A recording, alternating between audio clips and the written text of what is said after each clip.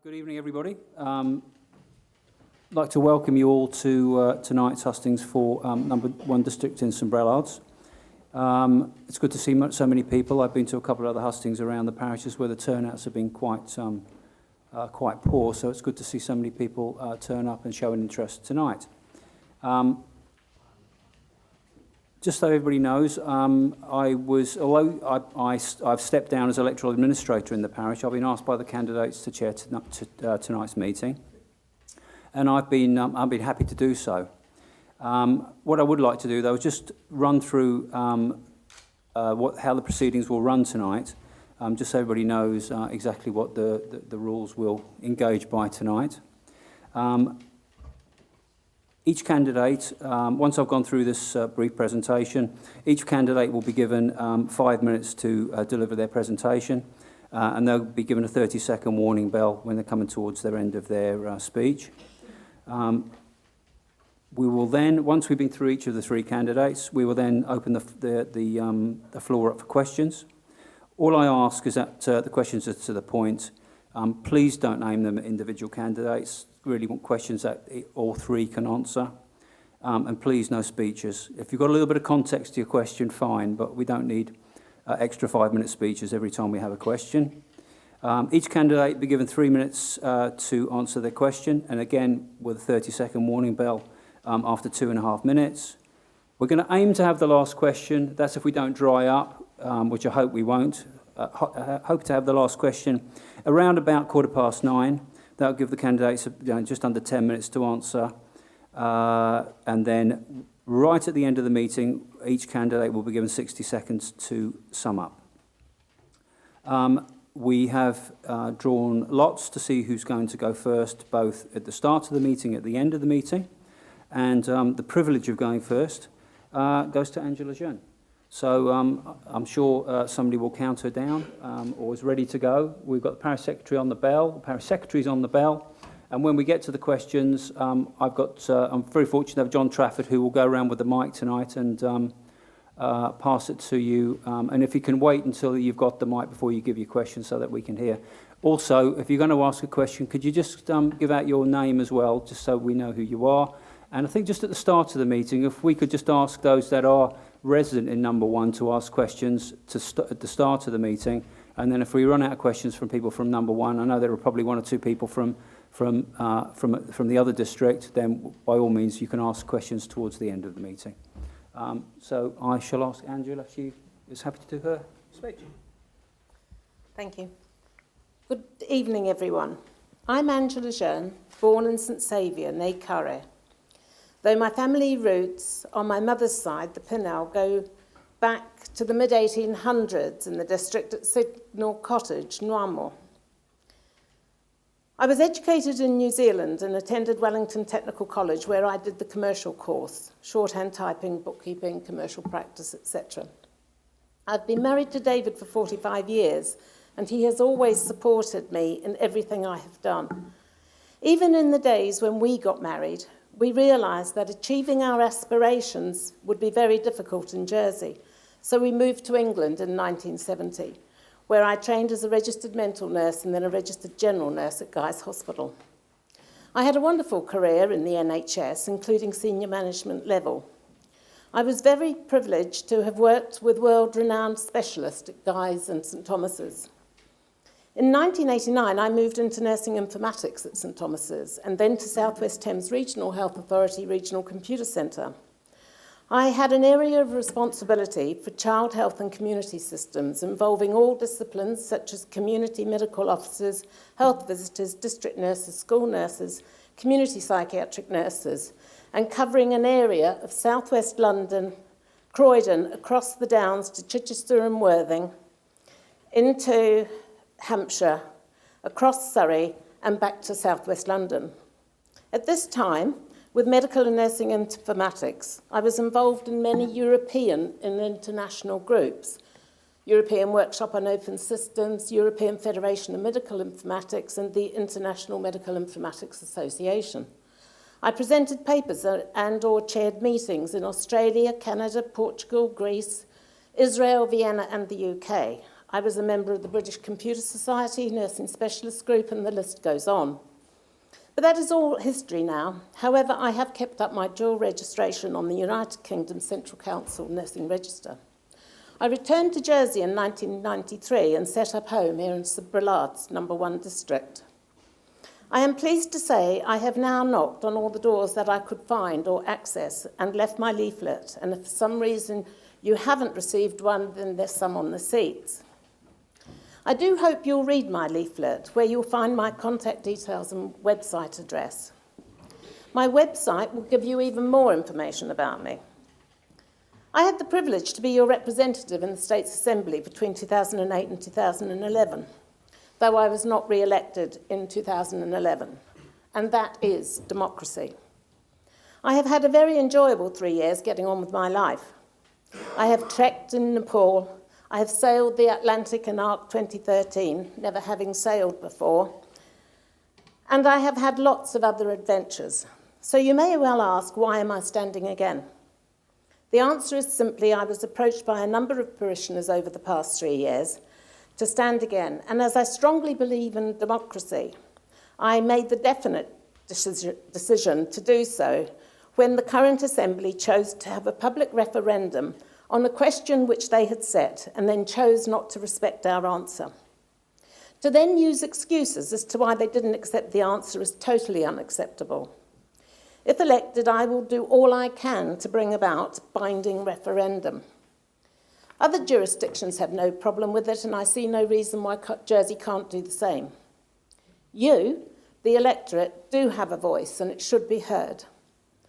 I would like to quote Switzerland's Justice Minister in June this year, and she said, "We would jeopardise direct democracy if our citizens could not rely on us to take their votes seriously," unquote. By the way, the minister was a woman, and she is talking in relation to their immigration policy. The problem is we have a can't-do attitude when it should be can-do. On a personal level, I'm the Honorary President of the Royal Commonwealth Society, past President and member of Sir Optimist International, friend of Grainville School, active supporter and static point coordinator for the Royal British Legion Poppy Appeal, member of the Irish Hospitality of Lourdes, member of St Brelade's Twinning Association, the Royal Channel Island Yacht Club and the St Helier Yacht Club, and previously member of St Albans Festival Committee, St Albans Methodist Youth Club. And that, folks, is me in 5 minutes.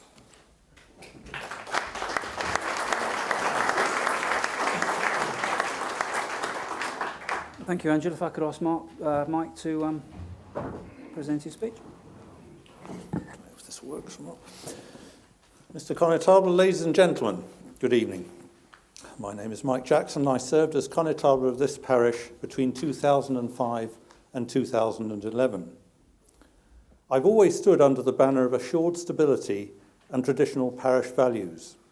It would be my intention, if elected deputy, to stick by this ethos. I'm an independent candidate and only answerable to you, the electors of St Brelade's number 1 district. I was born in Homefield Avenue and have lived and worked in this part of the parish for most of my life. I grew up with boats in St Albans Harbour, round the fort and in Belcrut, and have built my career and boatyard business around it. Having had 3 years' experience on the Economic Development Scrutiny Panel, followed by 3 years on the Council of Ministers, I consider that I've had a broad training in Jersey political science, if there is such a thing, and perhaps one of the few to have made the system work by developing a good relationship with the scrutiny panel assigned to my department when I held a ministerial role at TTS. The construction of the energy from waste plant at La Collette, with its sophisticated emission controls, was started and finished and commissioned during my term of office, and now proves to be a valuable asset for the island. The Millennium Town Park in St Helier was another successful project completed on time, albeit 11 years after the initial proposal and within budget. Other projects completed during my term were the implementation of a transport policy and the second phase of the Victoria Avenue construction works. On a less savoury but necessary note, some significant changes at the sewage treatment plants at Belazan were also completed. Within the parish, we witnessed the funding and commencement of the Maison Brelade refurbishment project after many years of discussion, and I'm pleased to see that Steve managed to get this completed. Living at home with my 94-year-old mother has sharpened my mind for the need to help families who struggle with domestic situations which they find themselves having to deal with. Whilst we now have this excellent residential home, there are many that prefer to stay in their own surroundings, and their needs must, I feel, be considered.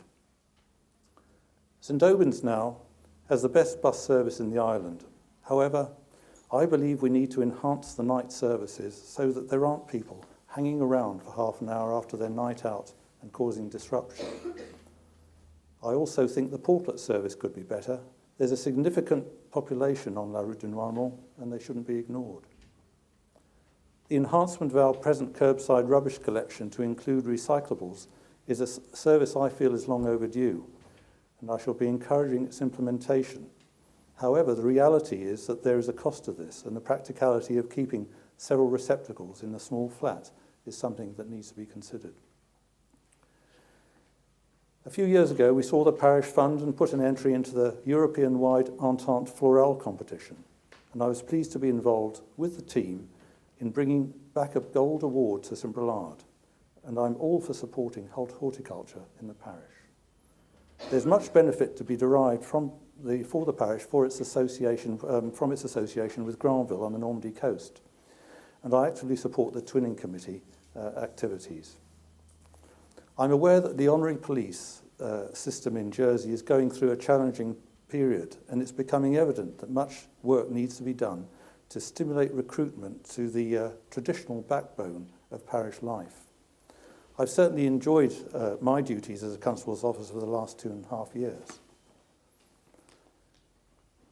I've constantly opposed unsuitable developments in the parish and will continue to lobby against them. I am, however, conscious of the importance of the construction industry to the island and the numbers employed in it. We must preserve our remaining green fields and open areas and stop the progressive infill that constantly threatens. I also feel we should develop a debriefing process after development has taken place.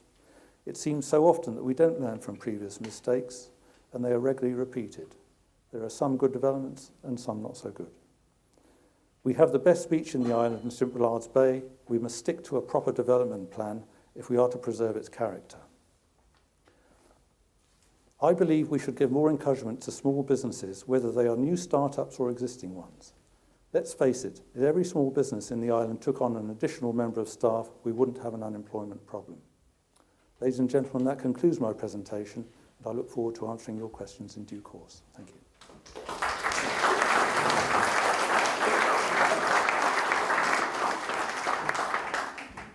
Thanks, Mike. If I could ask Murray to conclude the opening speeches. Thank you. Mr. Connetab, ladies and gentlemen, parishioners, you may know me from my 30 years presenting for the BBC or Channel 103. You may also know me from one of the two businesses I co-own with my wife Anna here in St Brelade. I also live in the parish, and I have a 19-year-old daughter who I'm immensely proud of. You may also know me from the 30 years of charity and community fundraising that I've been involved in. All three of these strands of my life will tell you just part of the story. I was born in England, and I was brought up in probably the poorest of backdrops. I came to Jersey 35 years ago. I had 43 pence in my pocket at the time. I lived in a 9x6 bedsit, and I basically rolled my sleeves up and started from there. In my radio experience, I've interviewed States members from as far back as Bill Morvan and Dick Shenton and Don Filial and Sir Martin Lacane, who was difficult to interview, by the way. I believe my interviewing and communication skills can now be your voice in the States. I started a coffee shop on a credit card, and I was one of two staff. We now employ, co-owned by my wife, 25 staff over 2 restaurants. Those businesses now have a general manager and an executive chef deliberately in place so that I can devote my time to being your deputy in St Brelade. It's important we run the island in a business-like way. We need business experience, and I believe I can offer that.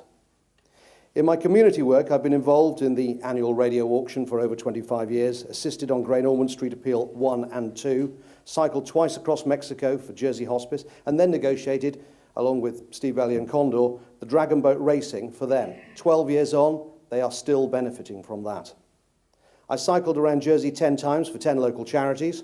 I then created a cycle ride to Germany and back for the Red Cross to help them get an emergency vehicle for Jersey, which is now in service.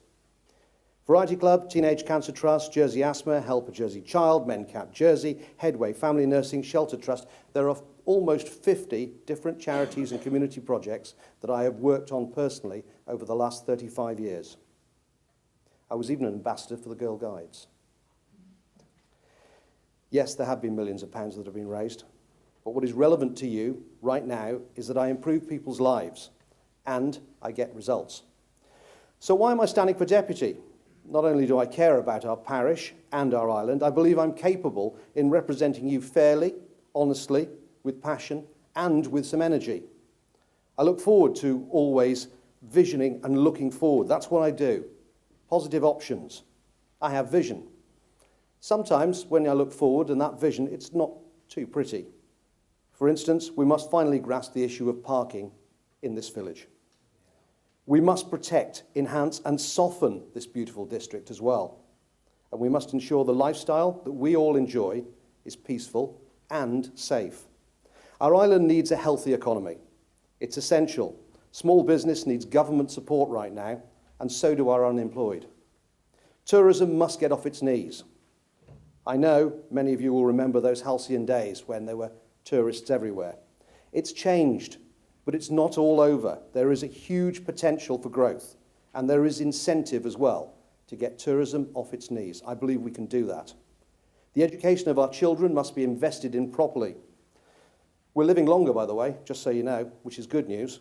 So the planning for the support and future healthcare of this island is a priority. And that means our population is growing too. And we need to face up to that honestly and make some tough decisions. I believe we must search for renewable energy sources. We haven't done enough of it. And we need to support our local growers a lot more than we do. This is one of the most important elections ever held, the first general election, at one of the most important times. You're going to need someone with energy who's accountable to you, who will get the job done and who will bring you back some results. My office is right here in St Aubin. I will hold surgeries, I will meet with our connotab, I will publish a newsletter of what's been done every month. I will be visible and I will be accessible. Politicians over the last 2 terms, well, they've lost the respect for the public.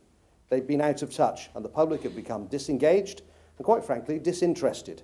That needs to change.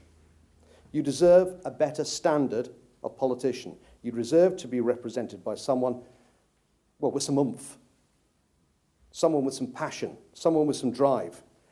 This is a job interview for the Deputy of St Brelade number 1, and I'm applying for your vote. I would be deeply honoured to work for you and humbled to get your vote. Thank you.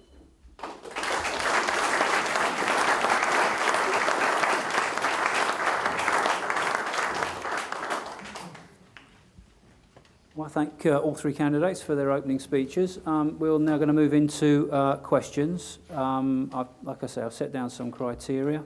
And I'll open the floor up to a question from anybody on the floor. Okay, we'll start with John as you've got the mic, and then we'll move on to the lady further up. Thank you, Mr. Connetab. Good evening, everybody. John Trafford. I live in number 1 district.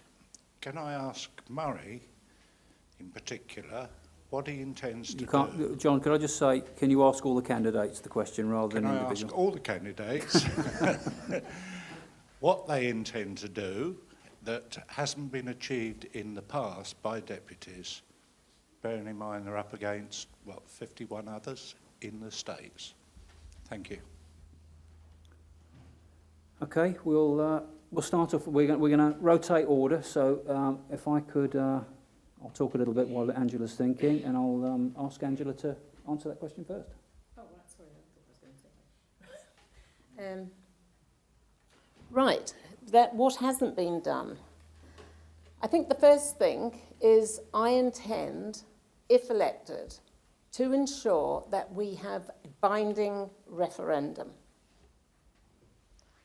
I also would like to look at what actually happened on the long-term care law that was actually implemented, because when I was the deputy in 2008 to 2011, I was the assistant minister for social security, and I worked on that long-term care law. And what was actually passed in the States in this last assembly doesn't quite reflect the work that I was doing, and I'd like to understand why that has happened. Also, why I would look to reintroducing the prescription charges, because we are being advised that there is a huge great hole coming in our health insurance fund, and that needs to be addressed, and the sooner it's done, the better, and the less the prescriptions will cost. Again, the work was done between 2008 and 2011, and I don't understand why it still hasn't been brought back in. I think that's me on that one for now. If I could ask Mike to ask second. Thank you. Thank you, John, for that question. I'm going to be very simple and parochial about this. There's one thing that really becomes sort of almost annoying, and there was some work done on a house at Woodbines Corner, a place called La Maisonnette, and a bit of bank got left outside it, and it's still there. This has gone on for about 3 years and has been battered backwards and forwards and backwards and forwards. People get off the bus and they're in the main road. Why can't we sort that out? So it's a simple little thing. Lighting in St Brelade's Bay is another one. We've been going on about that for years and years, and actually there is really a need for that. It's very, very dark in places and quite unsafe. So that's something I'd like to achieve. The drainage, actually, I don't want to take up the mantle of the Constable of St John's, he leaves the States, but there are areas of the parish where houses are on tight tanks, and it's extremely expensive to deal with these, and I think that's an area we need to be looking at. And the final point in terms of parking at St Albans, I think we need to get the management of parking in St Albans under one hat. Presently we have 3 authorities looking at it. We have Harbours, TTS and the parish, and it's completely unsatisfactory. We've got a mishmash of different regulations for tourists to understand. It's quite impossible. So we need to get a grip. I certainly tried during my time. It's not as straightforward as one might think, but I think it's something we need to persevere with. Thank you very much. I could ask Murray to answer third. Yes, thank you, John, for the question. There are various things that need doing that have not been done, and as Mike just touched on it there, parking. If you say St Aubin to someone, the first thing you're going to say to you is parking. They've almost said it before you finish St Aubin. Parking, parking, parking every time.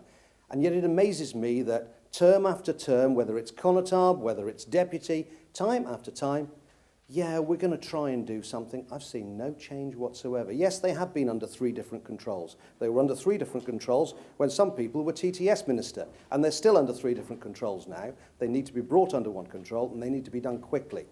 Not only does that need to happen, but we need to look for alternative resident parking. We need to start thinking outside the box. We need to start looking at little patches of land that we can make work. There are schemes. There are various schemes that have been put forward but have been shelved time after time.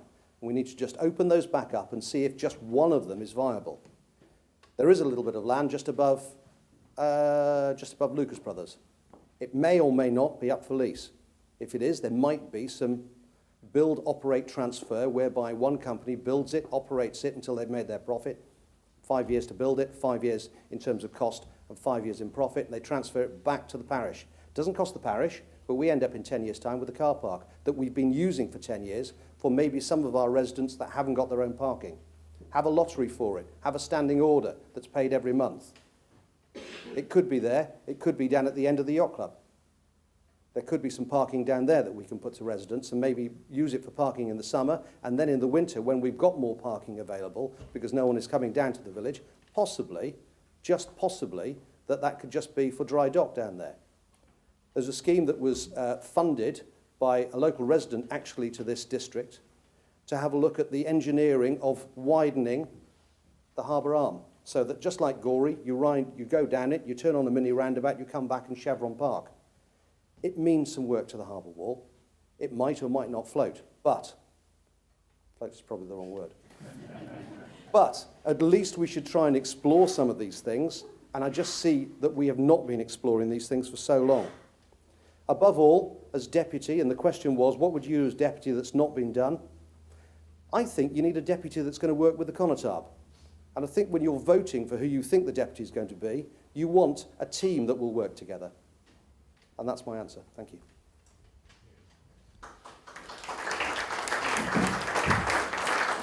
Now, I know a lady had a hand up in the centre, if we could go there first, and then we'll move into this side. Thank you. It's a slightly Could you two-part... just let us have your name before you start, Oh, please? sorry, I'm Jackie Carroll, and I just live up the road. It's a slightly two-part question, so if you run out after part A, that's fine.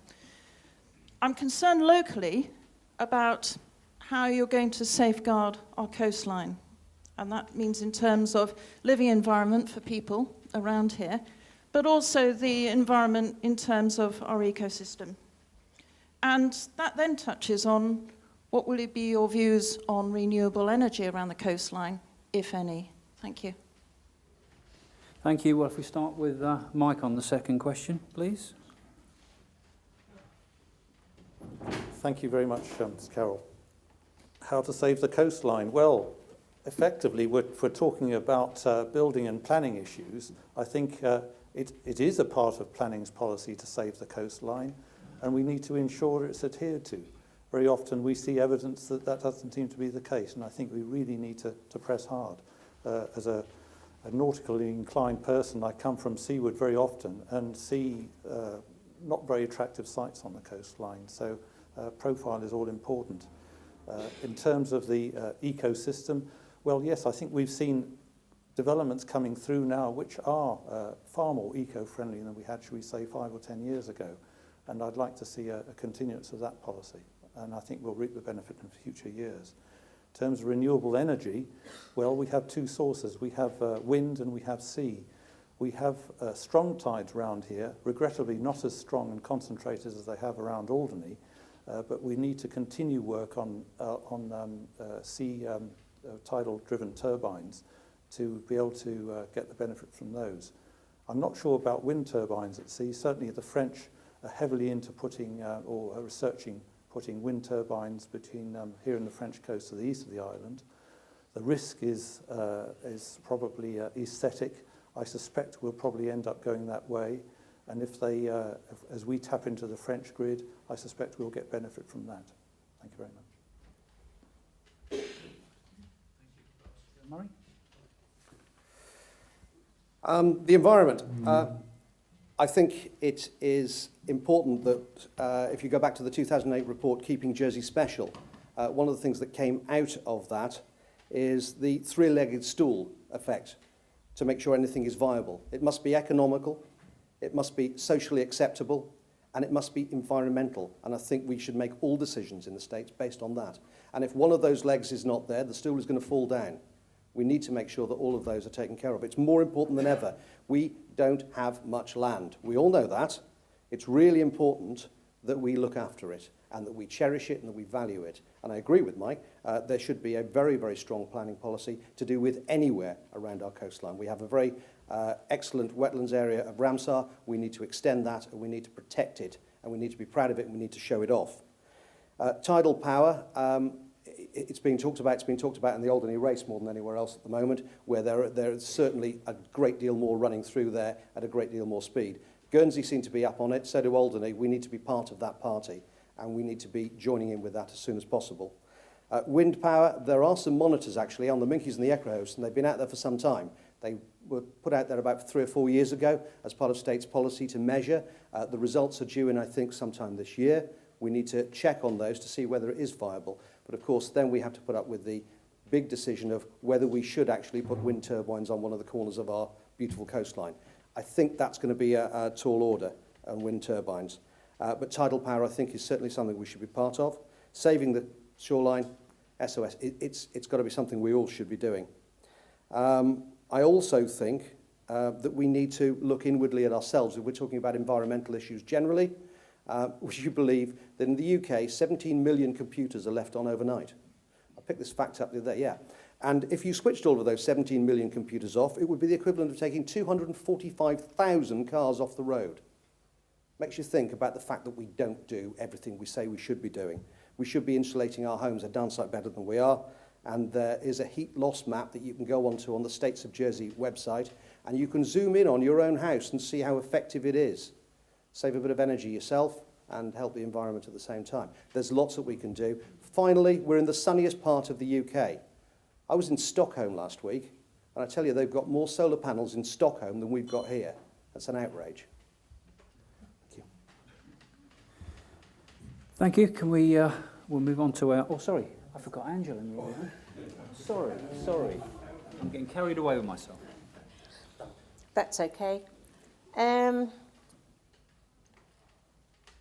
I think you're all going to be very interested to know that the proposition that I brought to the States for the Island Plan 2011, which gave protection to St Albans and St Brelade's Bay from sea to sky, when the Island Plan 2014 was discussed or debated, St Albans has now lost that protection. The protection is only now for St Brelade's Bay. I discovered this the other day. In terms of ecosystems, solar panels became very much the in thing. Then it seems to have moved on to geothermal. So what is going to be next? I'm not sure. But these things are evolving all the time. And our environmental department, I know, is trying to keep abreast of all of this. Electric cars.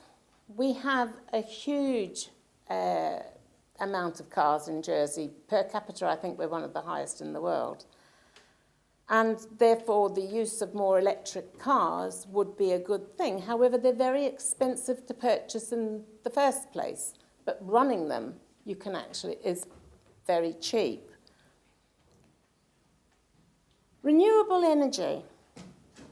Whenever I think of renewable energy, I think of the late Constable of Grouville, Dan Murphy. He was so frustrated in trying to get the states to actually do something about sea power. He was absolutely passionate about it, and he spent years on this. And where's it all gone? Why doesn't something happen? I'm really not sure. This is something perhaps we all ought to be chasing, states members, and whoever's elected ought to be taking it up on your behalf. Thank you. Thank you, Angela. We can move on to the third question, and gentleman in the row here. Sorry, I know who you are, but you might want to announce to everybody. Good evening. My name is Anthony Olson. We're residents of St Brelade number 1. There are various other elections on the 15th of October, and there's a referendum. How are you going to vote in the referendum, please? Okay, if I could ask Murray to answer that first. Thank you. Well, I could keep this very simple for you if you wanted. I'm going to vote yes. I'm going to vote yes for the Connotabs. I believe our parish system is something that's the envy of the world. I believe that the unique position of the Connotab within the states is a stabilising effect on our government. No matter what else happens, no matter what firebrand lunatics get in, we have got a stabilising effect in there from the Connotabs. Funnily enough, they say that the Connotabs all vote together in a block vote. Quite frankly, stats show that the senators do that, and no one ever talks about them. Strange. But there's someone there with an issue, surely. I believe in the parish system. I believe the importance of the parish system. I believe in keeping the rates in the parish system, and that may well come up somewhere. And I think that the way that our parishes are managed by our Conotab and the way that they can, with the parish assembly, how can I put it? With the granting of the parishioners by the parish assembly, it means that they have access to the states directly. And that's something that's unique to them. And I think it needs to be protected, it needs to be cherished. And I would urge anyone else to vote yes for Conotabs, because just not for the parish, but for the island, and actually for the financial stability, which is what everyone invests in this island for, and it's worth over 40% of our island income, 1.5 billion per year. They look for stability. You take that stability away and you could lose a lot more than you think, not just the Conotabs.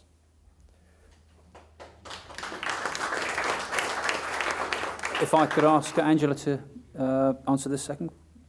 I made a decision a few weeks ago that I wouldn't say to anybody how I was going to vote in that particular referendum. And the reason is because it is you, each one of you, who will make the decision as to whether they stay in the States or not.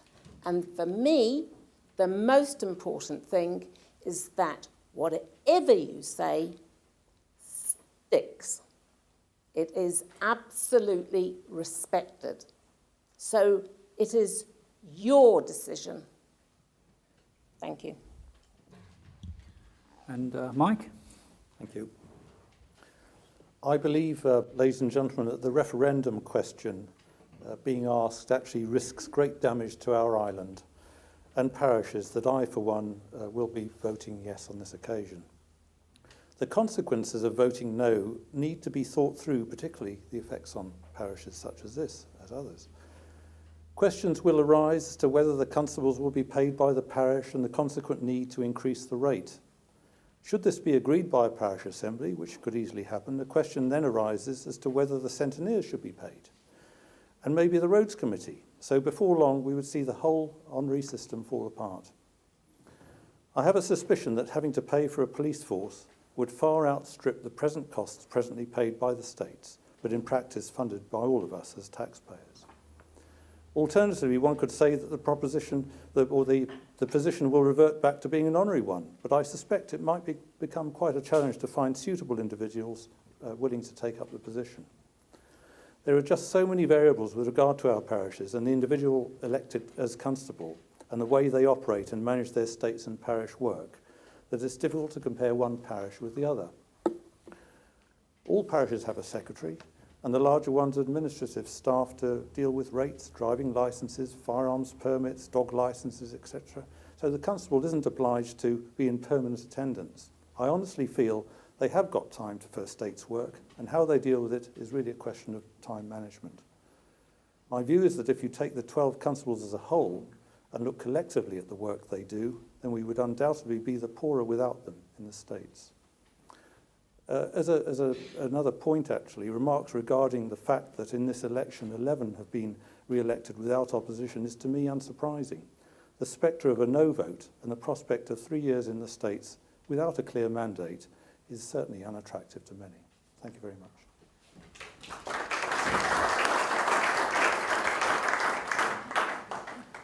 Okay, we'll move on to our fourth question. I've just spotted Steve in the front here, and then we'll go to the back. Thanks, Steve. Steve Bailey, I live in the High Street in St Albans. Mine's a direct question really to all of you. You've all mentioned about the ageing population, and I've just fallen into that as I've gone past my 60th birthday. What I want to know is, we know that we're going to get increased costs. The demographic is changing towards a more and more aged population. We're going to need more taxation, and the question to you is, how do you see us getting the revenues to pay for the big jobs that we have to do, the hospital, the aged population, which you've mentioned?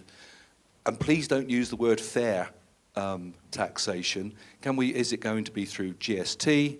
Is it going to be through actually increasing the retiring age? What are your views on raising the money through the Exchequer to pay for what we need in the future? Okay. If I could ask Mike to start off on this question. Thank you very much, Steve. Very pertinent question. And we did have a presentation the other day which told us that at the moment there are four for every pensioner in the island, there are 4 workers contributing to social security. By 2040, that goes to 2. So it really is a valid point. Now, how to deal with it? At the moment, there's a lot of work going into streamlining the state's workforce, and that has to continue, that has to be effective. We have to cut costs. The easiest thing in the world is just to raise taxes, but I think we're all keen that certainly gets avoided, and I think we have to make sacrifices in other areas to ensure that doesn't occur. I'm very much against increasing GST. That really must be a last resort. It doesn't do the island any good. It's difficult for small businesses to manage. It's just any sort of taxation, I think, needs to be resisted. It's just too easy for government just to shove taxes up. So my answer to you is focus on trimming costs and expenditure. Can we afford a new hospital? Can we afford a new police station? These are areas I think we should be looking hard at. Thank you very much. Okay, if I could ask Murray to answer that one second, please. Yes, thank you, Steve. An ageing population, we are, as I said, and I alluded to in my introduction, we are all getting older, and that's good news. We all want to get older, and we want to stay getting older. The problem with that, as you rightly say, is the cost, and where are we going to get that from? I agree with Mike. GST and putting a hike on GST is always going to be unpalatable, and I don't think you'll find any government that's going to do it. It's unpalatable as it is at the moment, and there are a lot of calls around, reasonable calls, to say it's absolutely immoral to be putting GST on food and to be putting GST on the water that comes out of your tap. So I think that we have to look at GST separately. Sorry, Mike. But I think what we should be doing around all of that is we should be making some public sector reform. We do need to cut back. There are some natural cutbacks that will come in. E-government is on the way. E-government and using the digital enhancement that we've got from the digital hub that they put money into already will make improvements. There is a lot of silo government where there are departments and departments and departments, and all of these departments only talk to their own department, and you have to talk to all of those departments. Wouldn't it be nice if you talked to one department and they dealt with all of those departments? That's what you do in business, and that's what we need to do in government as well. And there can be some savings. So again, like Mike says, I think we need to cut our cloth slightly. We need to enhance digital e-government in order that we can save. We need to make some public sector reforms. And when we say public sector reforms and losing jobs, what I'm talking about is not front line. I'm not talking about teachers. I'm not talking about nurses. I'm not talking about fire service. What I'm actually talking about is back office. It's exactly what the banks have done. They made a business decision and moved a lot of back office out because it was expensive. Somehow, public sector has gone up. We're spending more. We've got more people now working in back offices, and we need to make some hard decisions on that. And finally, talking about an ageing population, I'm not looking at anyone in particular. I'm trying to look at anyone when I talk about ageing population. You have to recognise that there are a massive amount of skills in those between 50 and 70, and they are missed out by a whole pile of government. Yes, we need to get our kids educated, and yes, we need to get people off unemployment. But there should be mentoring schemes where those of age, knowledge, and valuable skills can teach other people. There will be an awful lot of people who would like to contribute to that, I'm sure, and I think that it's something we need to look at and encourage, be it via third sector voluntary, but I think we need to have people valued at that age.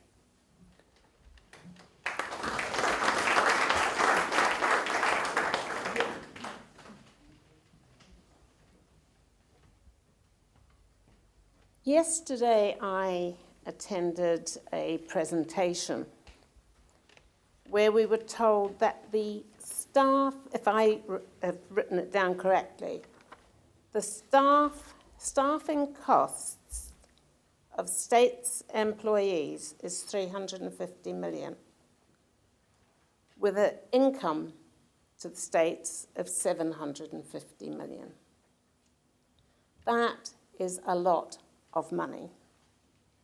The sooner they reorganise, and they were telling us that they are, the better. But they have been saying this now for 20 years. The slides that they were showing us yesterday almost mimicked the ones that I have in my loft of a presentation I gave 21 years ago.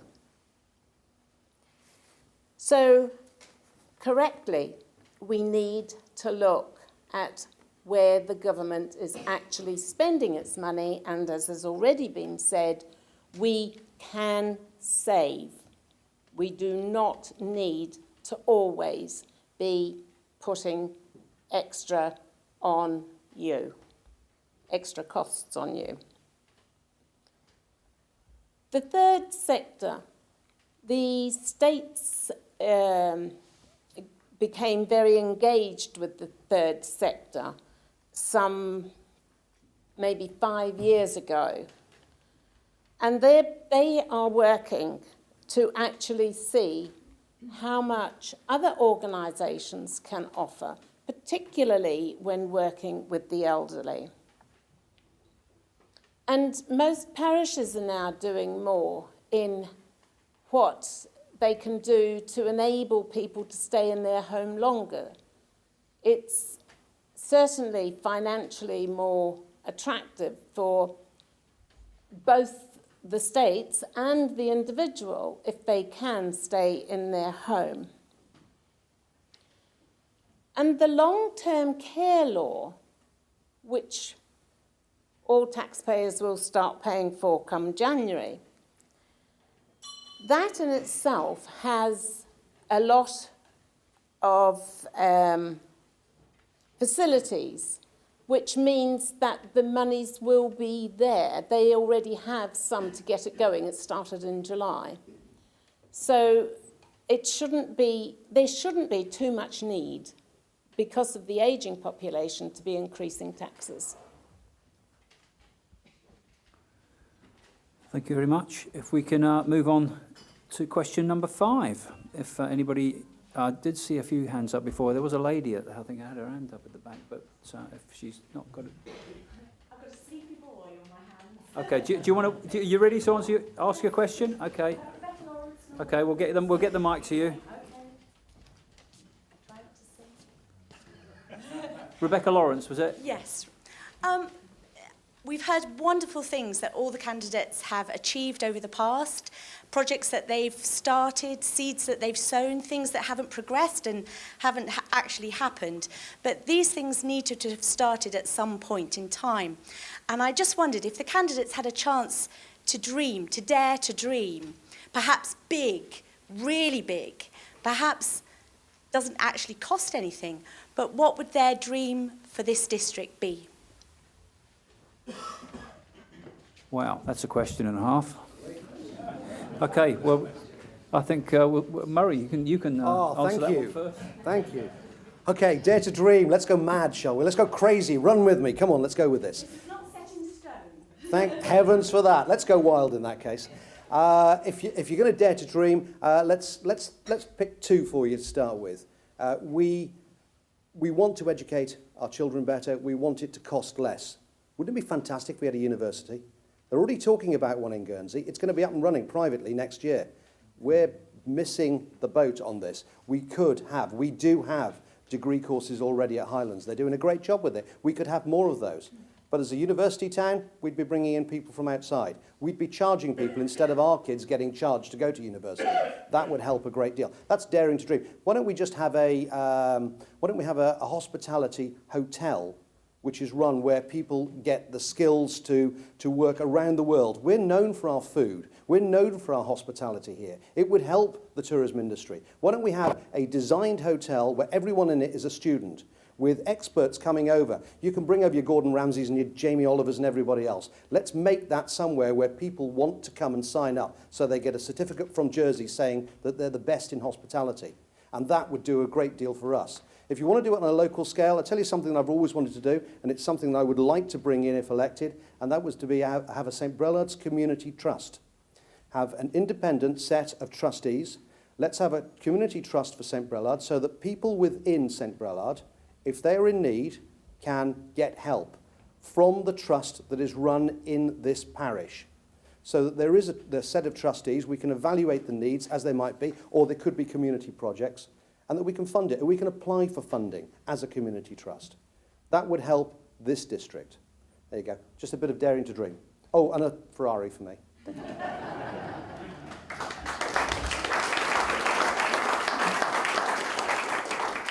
Angela's turn. You're going to tell us your dream car. No, I don't really go on cars terribly much. If I had a dream, I think for Jersey, it would be to see full employment, not to have our youth unemployed. To me, that would be a real achievement if we could do it.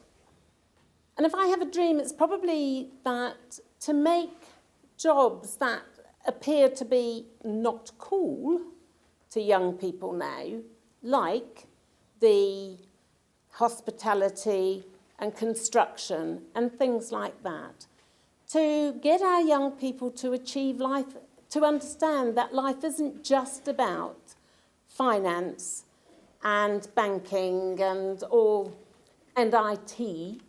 It's not only about that. Those other positions are very good. I mean, people can start in construction being the tea boy, but end up having their own plumbing business, carpentry business, whatever, being builders themselves. When it comes to hospitality, they start in the kitchen, but they can end up being the manager of an exclusive hotel or a very highly qualified, sought-after chef, as we've seen some very notorious chefs come here. But they all had to start somewhere. And we need our young people to understand that that work can be done by them. So if we had no unemployment and lower immigration, I would be happy.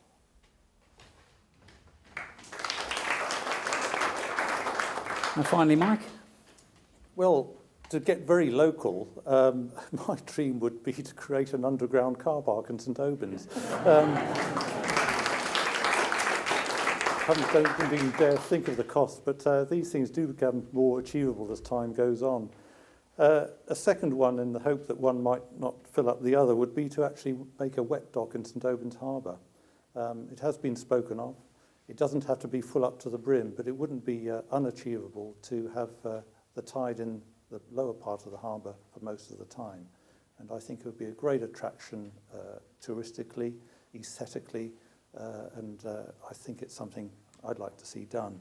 And finally, almost to cover a point that Angela made, to skill up our workforce in the island, if I can call it generally, so that Jersey would be considered a skilled place to get things done. If we go back to the middle of the 19th century, we had an enormous shipbuilding industry here, because Jersey had a reputation for producing ships. They were cheap, but they had tremendous orders. The bay was full of shipyards. Now, I'm not saying it should be shipyards, but I think we should specialise, whether it be in IT or an industry where Jersey will be recognised as leaders and leading the world in this sort of work. And this will be good for our economy. Thank you very much.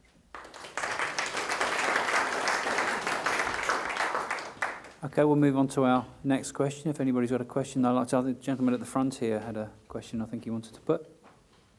Hi, Michael Shenkin. I'm at Portlet, which is in this district.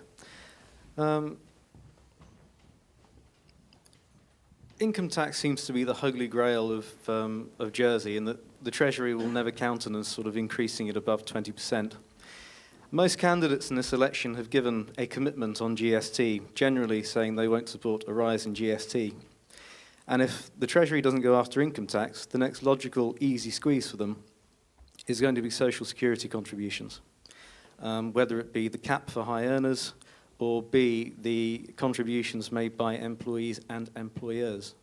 Will any of the candidates give a commitment that during the term that they will oppose an abolition on the cap or be an increase in employer and employee contributions? Okay, this is one for Angela to start this time. I'm not too sure. Am I clear in that you said you don't want to see national social security contributions go up? Yeah, that's the second part of the question. The first part is, would you support the removal of the cap for high earners, or would you oppose it? And the second question is, would you support or oppose an increase in employer and employee contributions? Sorry, I'm still not clear. I'm sorry. The cap on what? The cap on... At the moment, there's a cap of 156,000 on... after that level, you don't pay any extra social security. but that's on social security, yes. So, sorry, that's the same question. So, right. I cannot see at this stage whether... I cannot see at this stage any reason to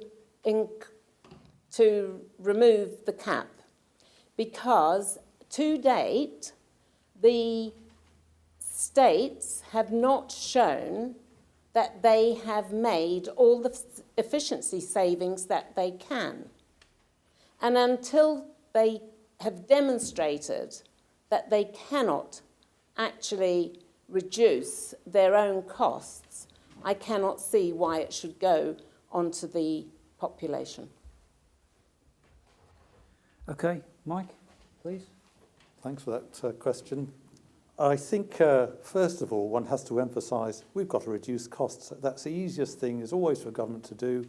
Where are we going to raise more tax? And that's, I think, one thing for me I want to resist as far as I possibly can.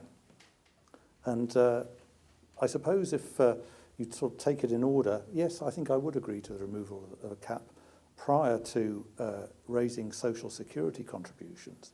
The risk of raising social security contributions is it tends to lead to an increased grey economy, and the government gets none of that. So as an employer, increased social security contributions are not something I favour. But I think if push came to shove, removing the cap is an option. I wouldn't like to do any of them out of choice. I'd rather make savings. And thirdly, Murray. Thank you, Mike, for your question. You're right. There isn't an appetite for anyone to raise income tax, and nobody likes paying tax. And the public won't like it, and the voters, the government don't want to do it either.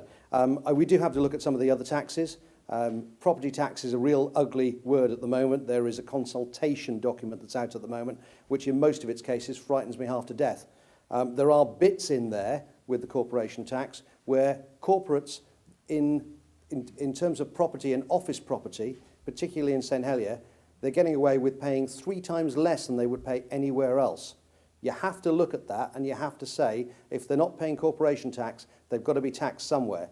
And there are lots of big companies that work and run out of Jersey who are not paying any tax whatsoever. And I think that is wrong. It's morally wrong that we have to, and they don't. And I think we need to look at that, and perhaps that's somewhere where we can set the balance. In terms of increasing contributions for employers and employees, at the moment, as an employee, you're paying 6%. As an employer, you're paying 6.5%. Small business is being hammered right now, and what it doesn't need is that to go up, because that's one of the biggest bills that any small business will be paying for their employees. And I agree with Mike, the danger of putting it up as well is you end up with a grey economy, and you don't want that, because then you have no control at all. So I think that we have to look, in terms of the cap and the second part of your question, there is 156,000, and after that there is no further payment coming from those that are earning more than 156,000. They don't pay any more in that percentage. It stops there. I think removing the cap altogether is possibly dangerous. However, I think the sum of 156,000 could go up to maybe 256,000. Maybe there's a cap raise that you can do rather than a removal altogether, so that you can bring some income back in. So there are measures, and yes, of course, we can save money, and we should be saving money, and we should be reforming our public sector, and we should be moving 10 departments into possibly 5 departments in order that they can all talk to each other and all work in the same direction. So there's some options down there, and I think it's not one answer. I think there's probably 4 or 5 there for you. Okay. Okay, well, thanks, Michael, for that question. If we can move on to the next question, if anybody's got a question. I'm Glyn Mitchell, I'm just up the road. I was going to raise Kennervay School, but it's not in our area, but still if you've got something to say about it, I would be interested. I'll let you answer that one. My big question is, whether you believe it or not, I do believe global warming is happening, and we seem to be suffering from it in this in parish, particularly with this green slime out the front here. Whether that's down to nitrates or whatever, I would like to know your views on how you intend to tackle it. Sorry, it's Mike to start with this one. Well, yes, we've had a summer of sea lettuce, and I was fortunate during my time as TTS Minister, we didn't have it for 3 years, but we had 3 lousy summers. Now, it's caused at the moment by a warm summer, whether it's as a result of global warming, it's not for me to say, and a contribution of excess nitrate emanating from the Brelade plant and the Beaumont outfall. It's about 50-50. My understanding is that there is considerable work and funding has been applied towards the construction of a new sewage treatment works, which I believe will involve an outfall running way out to sea down towards the Sillets. That will take 50% of the risk out. I don't know, haven't got the information that will tell me how long it takes for agricultural nitrates to permeate through the soil to get to the Beaumont outfall, and whether that is practically controllable.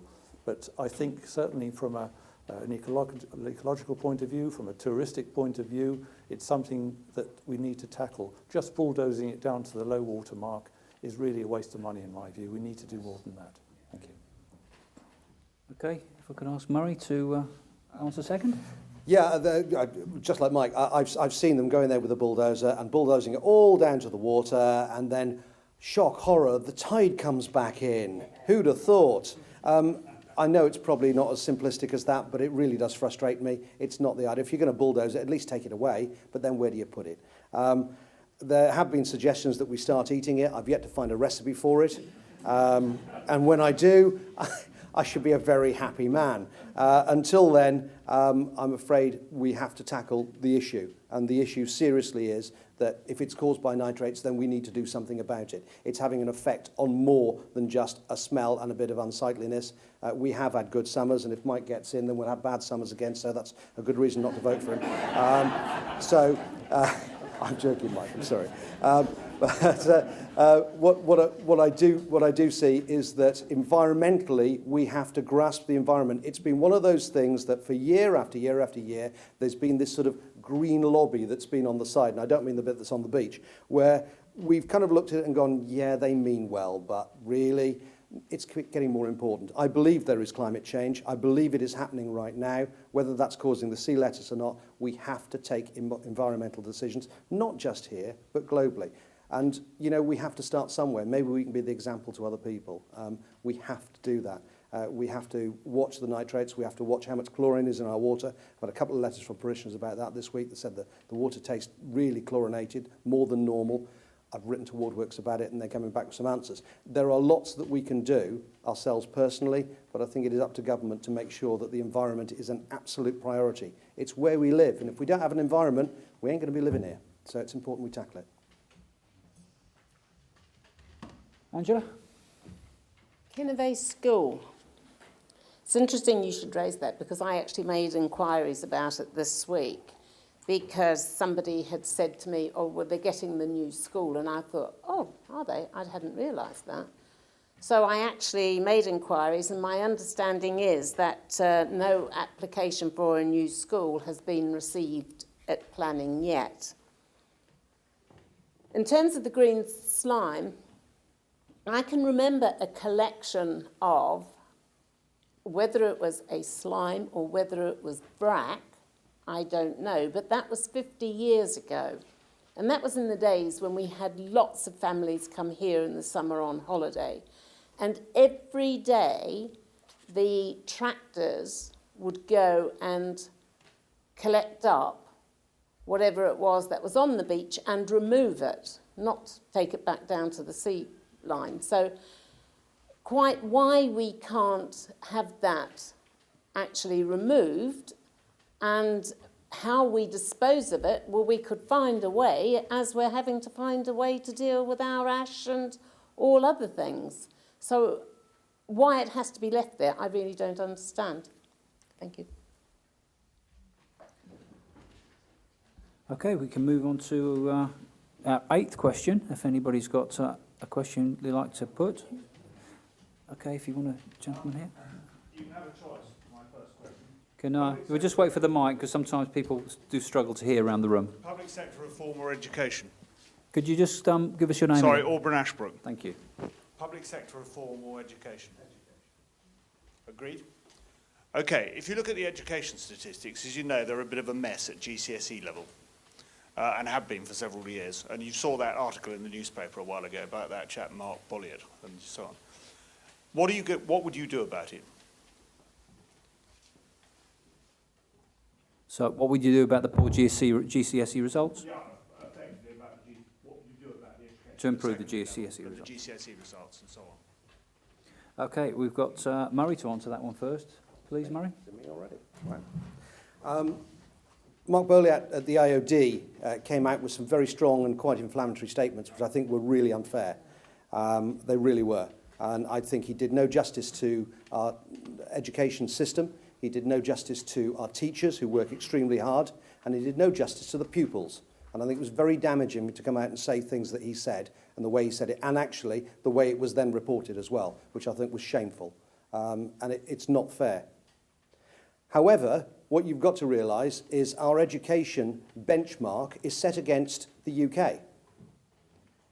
And the education benchmark of the UK, it's not that great, to be honest, but we always say, oh, we're as good as the UK. Yes, we are as good as the UK. We're not actually as good as the UK, but they're saying we're, but it's not fair, because actually we need to set our benchmark somewhere else, because there are other jurisdictions that have much better education systems. And we should not always, just because we feel we should, be benchmarking against the UK. We need to benchmark to other places. And I think that's really important.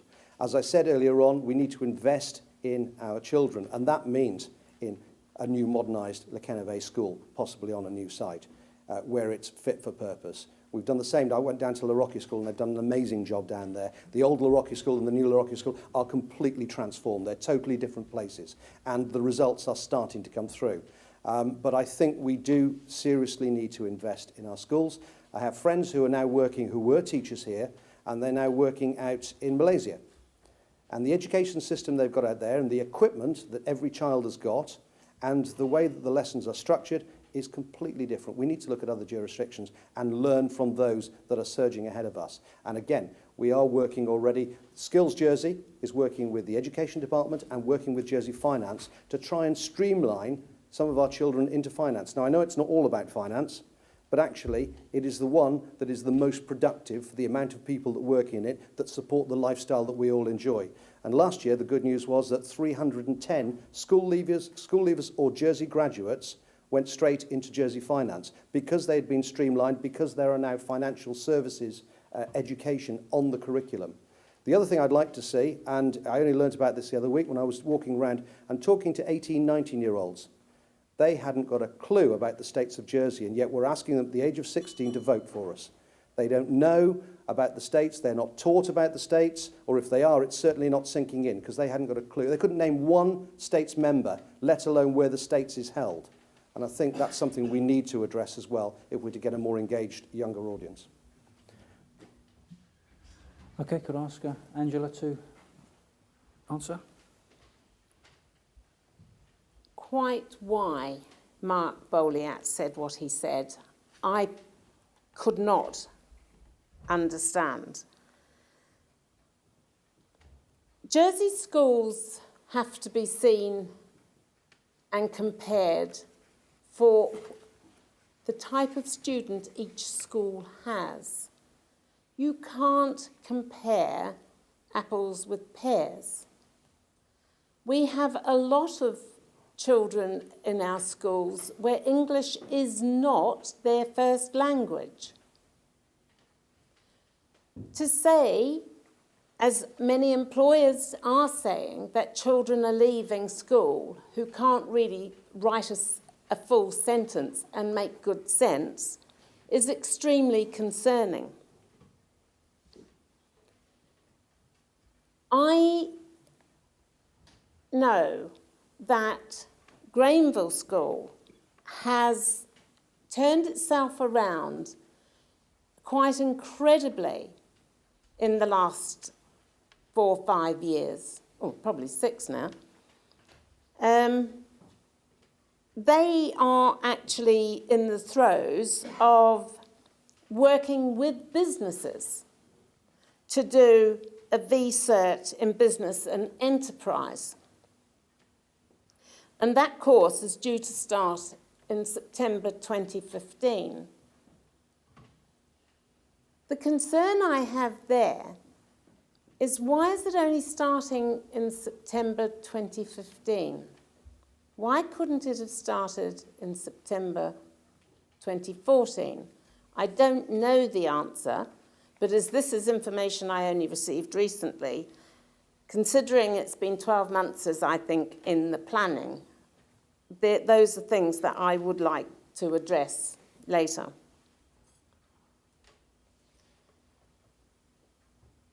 It's easy to take a swipe at the young people and blame our education system. But it doesn't help anybody. And what worries me even further is that we have an education minister who is going out saying that there are problems within the school, yet it appears to me he did nothing about it or didn't bring it to all our attention in the last 3 years. Thank you. Mike, if you want to conclude this round. Well, unfortunately, sometimes the truth hurts. And I know Mark Bowley, our St Brillard's boy, incidentally, from Waney Hill, and he's inclined to be a bit blunt. And I think it was inappropriate the way he delivered that message. But the point is that I think we are at risk of having our education system out of tune with the economy. And maybe we need to sharpen up. Maybe there's something to be learnt from his comment. And that area, or the general area of GCSE education at that level, does need review, so that we are getting children achieving their goals and getting, whether they're in finance or whether in a vocational level, achieving what they want in their own careers satisfactorily, and so they can get jobs at the end of it. We have a situation where a lot of children have difficulty in getting jobs, whether it's because they're at the age they're not bold enough to go out and get them, but if we can give them the right tools to get the job, surely that has to be the answer. So I believe work does have to be done. It's easy to say, on the one hand, throw money at education, and I believe we should support education to the full, and then on the other hand say we don't want taxation. It's a bit of a quandary, and we have to strike a balance. Thank you. Thank you. We can now move on to our next question, if anybody's got a question they'd like to ask. Lady at the front. Again, if you could give us your name before you start.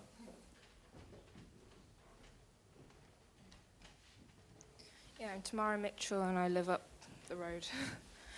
My question is, how are you going to interact with the youth of the St Brelade?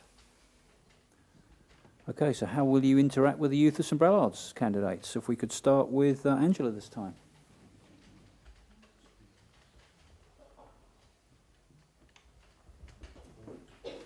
The youth are no different to anybody else, in my opinion.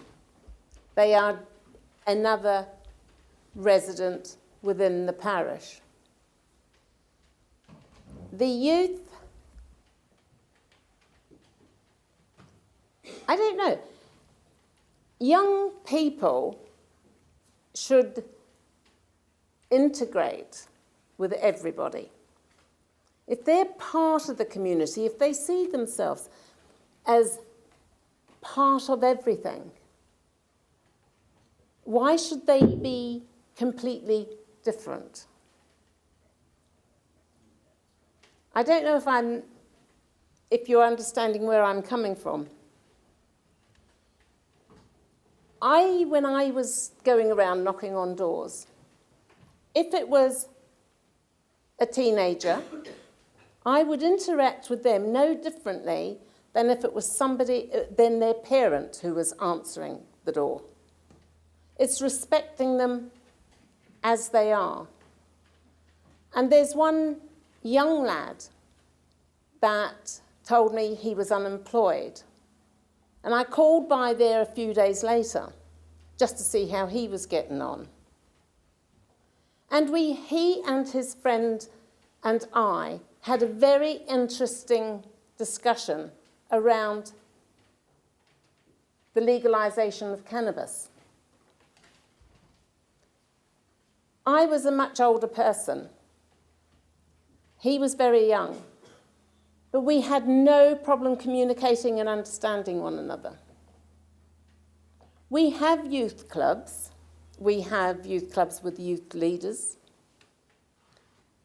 But why would the youth always want just to be in something separate? I think if we integrated more and the youth got more involved, particularly in our old persons' residential homes and things like that, I think everybody could benefit. Thank you, Angela. If I can move on to Mike. Thanks. I think that having, well, two children now in their 30s, I've been through the interaction thing with obviously my own children and their friends. And one has to treat them as Angela says, as adults. I think we have an excellent youth club facility in the parish where not only down here at St Omens but also up at Kenvay. There are a lot of clubs and societies within the island that are very much involved with children of all ages. Yacht Club only down the road is one, where they're heavily involved with training for children in sailing terms. And I think involvement at all those levels in the parish clubs and societies is an important part of a deputy's role. And I would see myself, if elected, as being much involved. Thank you. Thank you, Mike. Murray? St Brellade's Youth, the youth club in particular, which I don't know if you're a member of or you've been to or you're involved in any way, but the St Brellade's Youth Club is an excellent youth club. In fact, they had a Hustings, a youth club Hustings, only last week. It was for the Kenevay End District, District number 2, rather than ours, unfortunately. I did write to them and say we'd really love to have a husting for the youth service so that all three of us could put our points across to the youth as well. Unfortunately, they didn't want to do more than one, and they gathered quite a few of them there, and it was well attended, which was great. I was with St Brellade's Youth Club a couple of weeks ago on the beach clean down at St Brellade's Bay, and down there were a very vibrant, very happy, very animated group of St Brellade's youth cleaning the beaches, and we had a pretty good day down there. But I have to be perfectly honest with you, when I was young and when I was 14, 15, 16, 17, whatever you call youth, did I want to hang around with guys my age and integrate? No. And they didn't want to do it in the 50s, and they didn't want to do it in the 60s, and they didn't want to do it in the 70s. And there's no reason why they should be doing it now. They are the youth for a reason, and that is because they want to be the youth. And you must respect that, and you must ask them what they want, rather than tell them what they should do. So we need to sit and talk. We need to engage. We do need to say, what is it you want? Is it a skateboard? Is it to be left alone? Is it to have somewhere to go? Is it to have none of those things so you can just go down the beach and be yourself and drink cider like we all did? Not that I'm telling you should do that. But, you know, let's be honest about this. We were all kids once, and we were. And would we have come along to an evening like this evening? Probably not either. So thank you for doing so. But we've got to be honest and we've got to listen. And that means that we have to be approachable. And that means we've probably got to take the ties and the clown rosettes off and look like normal people for a change and talk to you as adults and respect what you want to do and then let you do it. And that's probably where I am with youth of today. There are some great voluntary sector youth organisations that are working extraordinarily well, from the St John's Ambulance to the Red Cross to the Battle of Flowers and everything in between. And there are a great deal of our youth that are more engaged here than you would find anywhere in the UK. So I think we should be proud of it as well. But we just need to encourage it, and we need to open the gates a little bit more. And as I said in the last question, we need to at least give some accessibility to what happens in the States. Because I can tell you, if you did a survey of most 14 to 18-year-olds, they wouldn't have a clue what happens in the States, and they're not interested either, and we need to get them interested. Okay.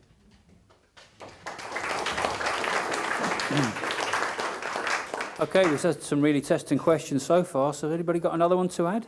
Richard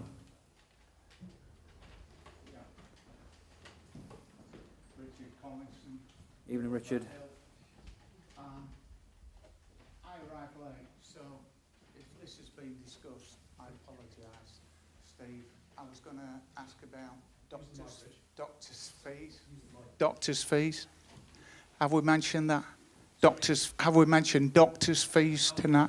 Right. Well, my question really to everybody is, do they feel that doctors' fees on the island are too high? And when people have got families of children, 2 or 3 children, and any one child goes ill, it means they all go ill. They finish up going to the doctor, it trebles the costs, and it's going to cost well over £100 to get that sort of treatment and advice from the doctor. Is it right? What do the panel feel about that? Should we be reducing those fees? So a doctor's fee is too high, and what would you try to do to rectify it? Doctor's fee? Yes, to go and see a doctor. No, he was saying if you had a family, it would be 100. Okay, so we'll start off with this one. We've got Mike to start with this one. Thank you for that question, Richard. I think that doctors are expensive, as are dentists. My understanding, though, that some practices will actually offer a family rate. I don't know which ones they are, but I did have heard about that. And that would seem to be a reasonable approach, and maybe doctors should be encouraged to do that. There is, I understand, a national shortage of GPs at the moment. A lot of them are coming up to retirement age, and I'm not sure if that's the same situation in the island. So we could find ourselves in a worsening situation from that point of view. What the answer is, I'm not too sure. Once again, we talk about throwing money at a situation. Where does that money come from is always the difficult one. But I think in practicality, I think we have to approach doctors' practices and encourage them to make allowances where perhaps a sort of husband and wife or family are involved. Thank you. Thank you. Moving on to Murray. Yes, I agree. Doctors' fees are expensive, and I just remember when my daughter was much younger and she went through that ear infection, cycle of getting a cold, and it just seemed to go on forever. And any parent will have gone through this, and if you've been unlucky enough to have poor health yourself, then you will have known it as well. I think doctors' fees are expensive, but then doctors are extremely skilled people, and it takes an awful lot of time to get where they are to do what they do. They put in the work, and we need them. How do we solve that problem? Well, there is a subsidy at the moment on some of the doctor's fee, but not all of the doctor's fee, and yet we get free prescriptions. Maybe, just maybe, there is a tilt in the balance there. I know it was brought up by Montfort Talia in the States recently with regard to prescription fees and whether we should be paying for prescription fees, because we can all cope with paying them because it's a user pays for those, but it makes it more accessible and less frightening to be able to go to the doctor knowing you're going to get a whacking big bill. Maybe there's some balance that can be moved there. I do think that doctors, first and foremost, are carers. They wouldn't have gone into it for any other reason. And for that reason, I think that you should talk to your doctor, just like you should talk to your dentist if you can't afford. And you should also talk to your parish. And you should also talk to the Rotary Club. And you should also talk to other organisations like Sir Optimus and other people who are able to help. There are charitable organisations, the Lions Club. There are charitable organisations, there are clubs that are able to help for people who are in desperate need. And we're a very good island at doing that. However, I think in the first instance, if you are really concerned about doctors' fees, I think you need to go and talk to your doctor first and say, can you help me out on this one? Kid's really poorly, but we need help. Over and above all that, you're right, that, Mike, there market forces are at work. There are family practices that will offer discounts. The Lido Centre at the moment, I think, is one that I know is doing it. I'm not plugging them because they're not my doctors, but I did hear about it on the news a couple of weeks ago, and they were offering much, much reduced fees for taking children to doctors, and I think that's a good idea. And I think what you will see is market forces starting to come to work rather than all doctors setting the same fee, and I think that's probably a good idea. Thank you, Murray. Move on to Angela. The current situation is, with the health insurance fund, is that approximately £19, it's in the region of that, I don't know exactly, is given for each visit that is made. So if you're paying £42, another £19 is going together. When I think you're visiting the GP, as you've described, a mum going with 3 young children, as has already been said, I would have expected most doctors wouldn't have given 3 separate bills for those children. I would imagine that they would probably, but I don't know. Again, our doctors are all private practices.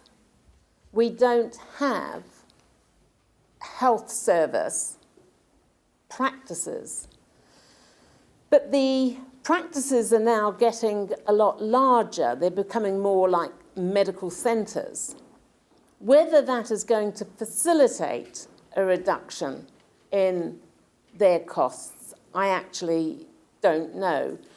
But the other thing that I think we don't appreciate is that doctors have immense costs for their medical defence fees.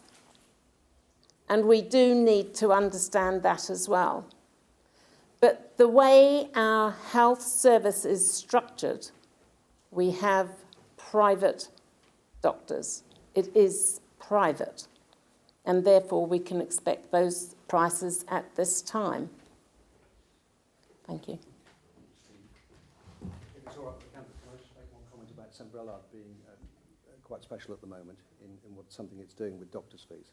It's something I forgot to mention. It's quite important. It's about Love Thy Neighbour. I'll give you 10 seconds. All right. Love Thy Neighbour, as you may or may not know, is a charity. I'm one of the advisors, and I stupidly forgot to mention it. They are paying for doctors' fees for those, or doctors or opticians or dental fees for those within this parish. Love Thy Neighbour. Thank you. Sorry.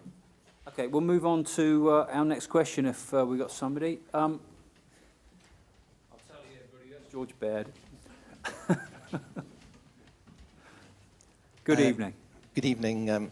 George Baird, District Number 1. Candidates, you'll be happy to hear I'm not going to ask any tricky questions on taxation or budget deficits. But I'm a great believer in learning from the past and living for the present and planning for the future. Tourism. How do you see tourism in 5 years from now? Okay, start this one with Murray. I think you know, thank you, George.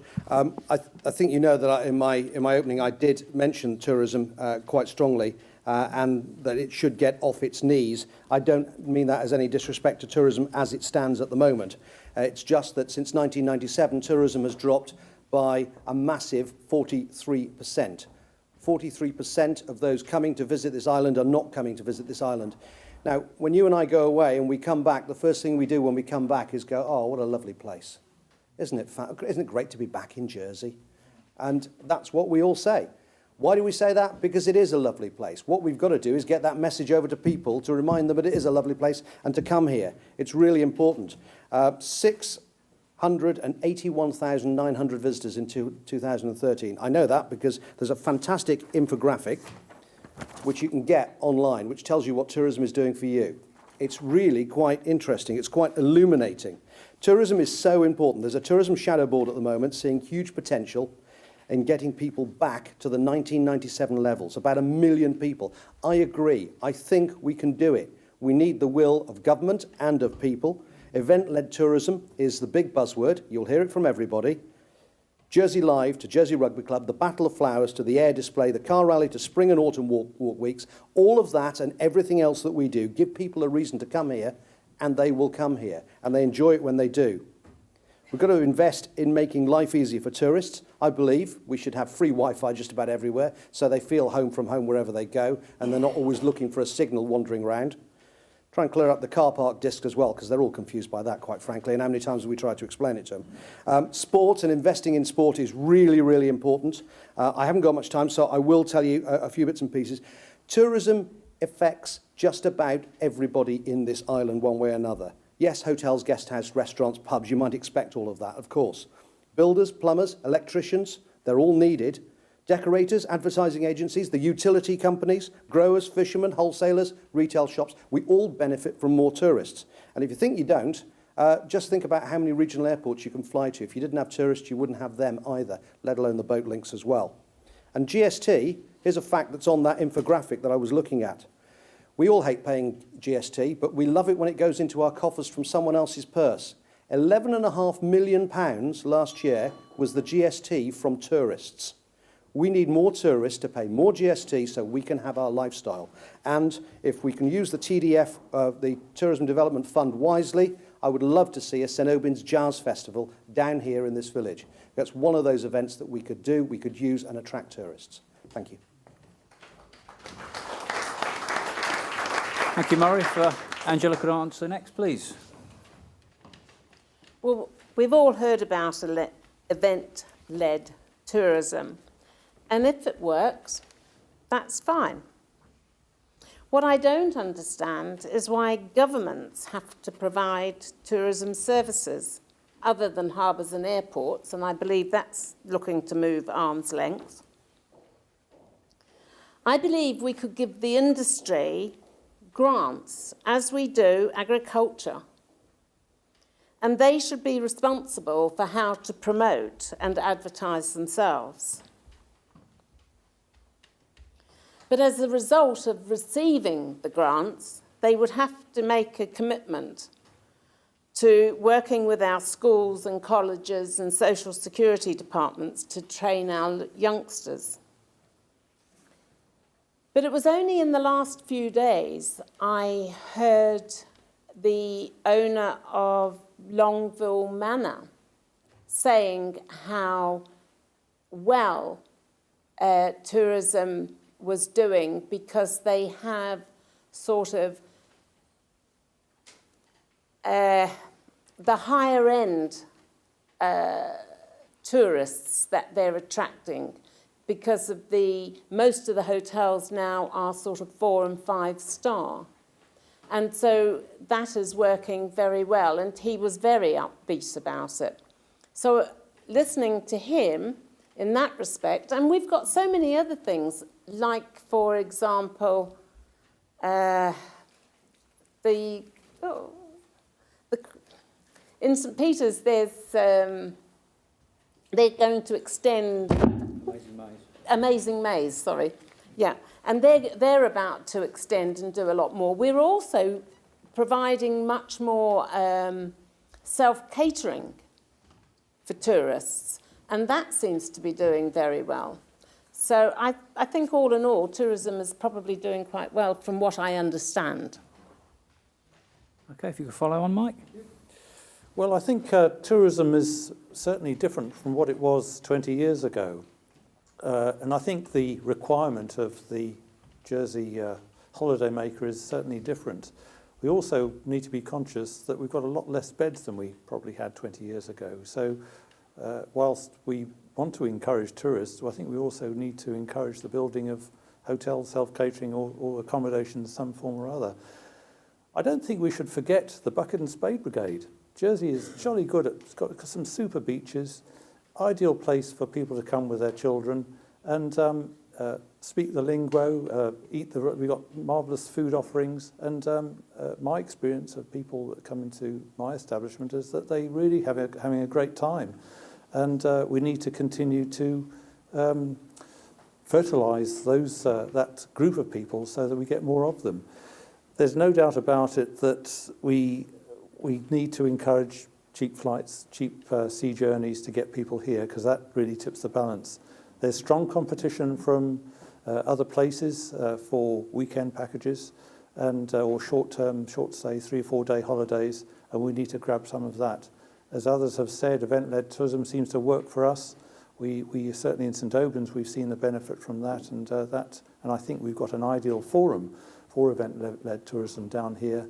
We've seen it with the Broncage Festival. That certainly worked. Let's learn from those things and pick up more business. So I see. To answer your question, really, I see tourism evolving in 5 years. It won't be the same as we have it now, but we need to certainly monitor what the market's doing and take advantage of it.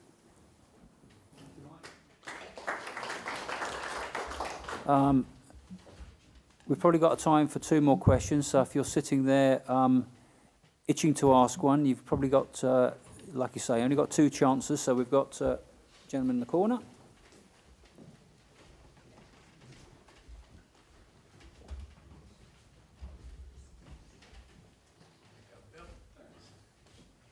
Bill Shanks. My question's simple. 1 hospital or 2? That's an interesting question. And we shall go to Angela first. 1 hospital or 2? I think the plan, as they see it, is it's 1 hospital on 2 sites. However, I don't know what their actual plans are. It depends on what the interaction between the 2 sites would be. I mean, you don't want 2 sites with operating theatres. You don't want things duplicated in either side. Ideally, it should be, in my opinion, on 1 site, because it means all your services are there. But I haven't seen exactly what the plans are, so I don't know. But there could be a situation where it would work. As I say, without knowing what they're going to locate in each place, I can't really comment as to whether it should be 1 site. But I think ideally for everybody it's 1 site. One of the difficulties is that if 1 site is going to be up at Overdale, it's how easy is it going to be for people to get there? And I think there's so much, it's too difficult to be absolute about which it should be. Thanks. Okay, if I could ask Mike to answer this second. Ideally 1. Practically, it has to be 1, but we seem to be in the situation where the adjacent property owners are trying to hold us to ransom to sell their properties, and I can understand the resistance of the health department in not being sucked into that. Having said that, the accessibility of Overdale isn't that good, and I don't think it's good enough for a general hospital over here. Maybe it's a matter of time, but I think the Gloucester Street Parade site has got to be the ideal area for 1 hospital. Can we afford to pull the hospital down and replace it? Not too sure if we can, and maybe that's an area we do need to look closely at. It's been easy for our present government to say, oh yes, we'll have a new hospital, but then we discover we've got a shortfall of 40 million, and one has to ask the question, can we actually afford it at this time? Thank you. Okay, Murray. I think about affordability, regardless of whether you have 1 or 2, we have to have it.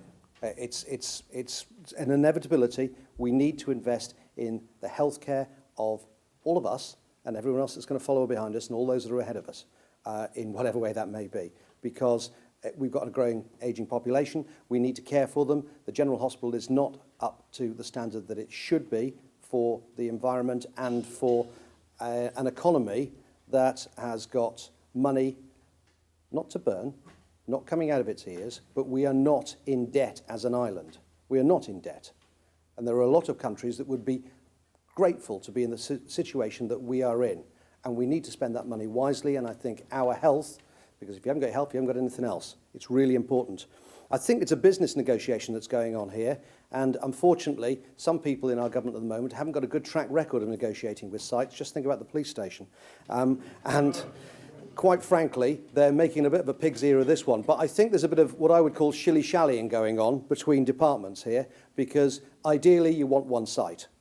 There are a couple of hotels down on one of those sites that, as Mike mentioned earlier on, appear to be asking a lot more for the value of that than their hotels are worth.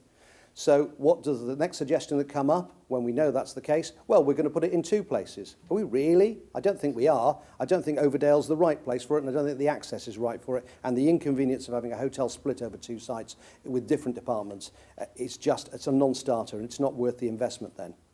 However, I think that what is likely to go down the road of, and it's been mentioned already, is compulsory purchase.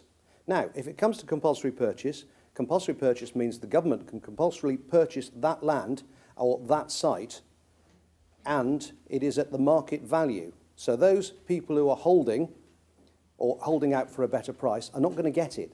So there's some negotiation going on there. Unfortunately, it's going on in public, and we're all getting to talk about it. Most negotiations like this go between people who sit across a desk. You need some business people in the States, and you need people who can negotiate. But I do think, in answer to your question, one site.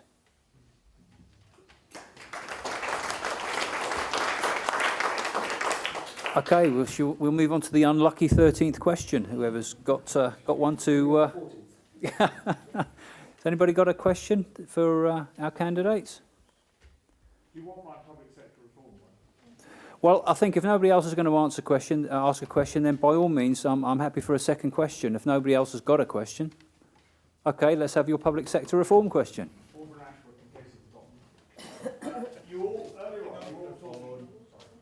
Earlier on, you were all talking about not wanting to put up taxes, and you were all talking about public sector reform.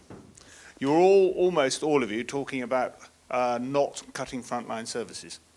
2 of you have been in the States. You had one idea, which was merging ministries, which was a very interesting one. With your experience in the States and with your ideas, I'd like to know exactly where you're going to take these cuts, because you've got enough experience between you to come up with some real solutions. Okay, so the question is, where are you going to cut? Sorry, this one's Mike. Thank you. Well, the public sector are in the middle of reform at the moment. In practice, has been a lot of work been going on behind the scenes, probably since I left 3 years ago. It started out then, and they are making inroads. They have most of the unions on side. I say most because there are 1 or 2 that aren't willing to talk. And there is negotiation going on. And where you have a situation where there is something like, I think it's 24 different groups, all striving for different parities, if you like, or parity within their sectors, something has to give. And I'm pleased to say that this seems to be working. And there will be some difficult, hard negotiations to come, I'm sure, in the next couple of years, and there will be some flexing of muscles. But I think we do have to move into the 21st century. None of us, I don't think, want to cut the frontline services, but we have to make them more efficient. We have to make administration more efficient. We have duplication at the top end quite often. And I think we can trim quite well by amalgamating some of that. I think there's always a question of fiefdoms, if you like, and self-protection in states areas, and maybe that'll have to be challenged, and so that as the public we get better value for our money. Thanks very much. Okay, Murray, can you follow on that, please? I'll attempt to. Public sector reform, as Mike has already said, is ongoing at the moment, and it'll be one of those big debates that will happen when the States resits with a lot of, hopefully, new faces. E-government is happening. It is going to keep happening. E-government is making the streamlining of our government system from within. It's being financed anyway by the digital hub. It is really moving forward, and it will save money. It will streamline some services. Now, the services that I referred to earlier are not frontline services.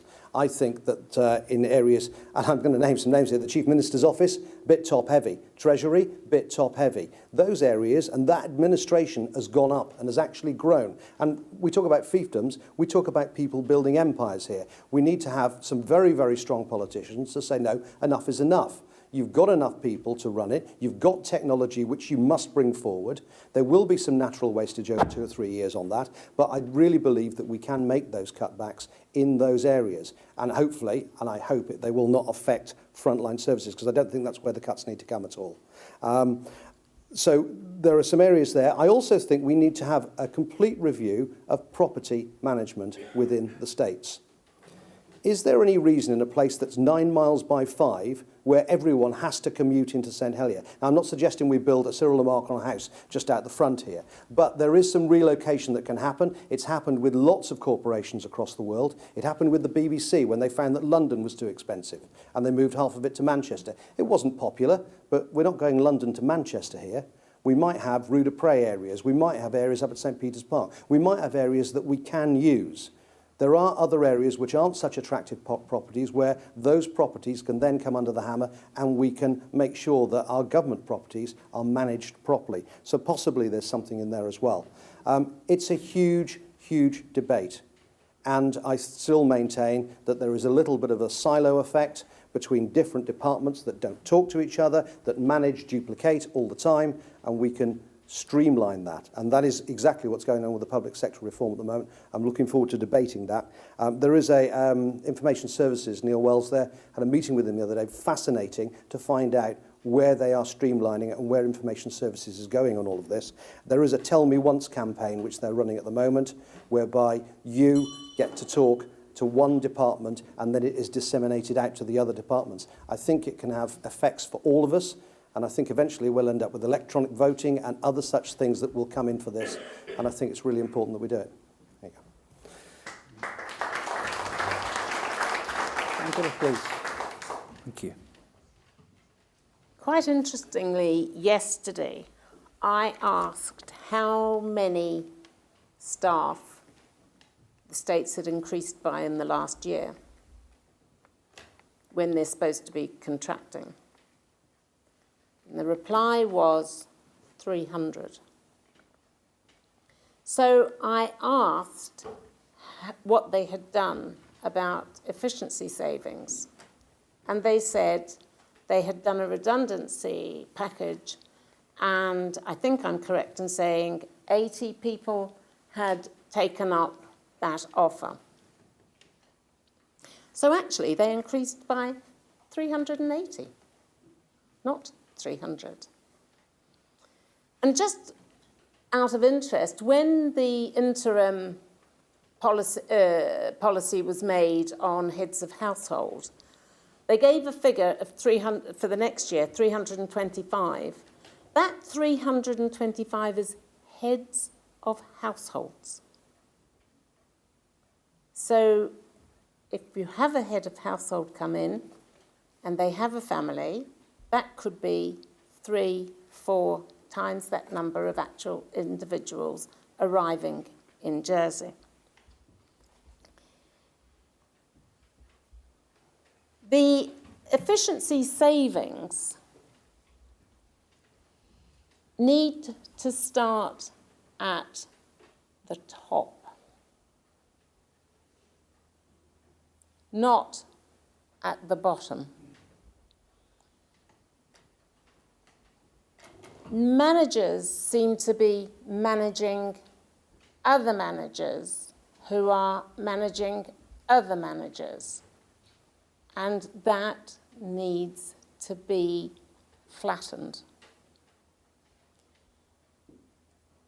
Similarly, the states must also look at what is core services and what is non-core services,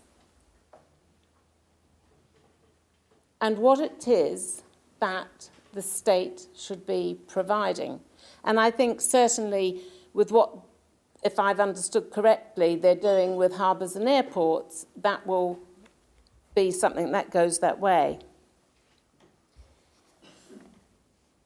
Sorry, the bell's put me off a bit. So,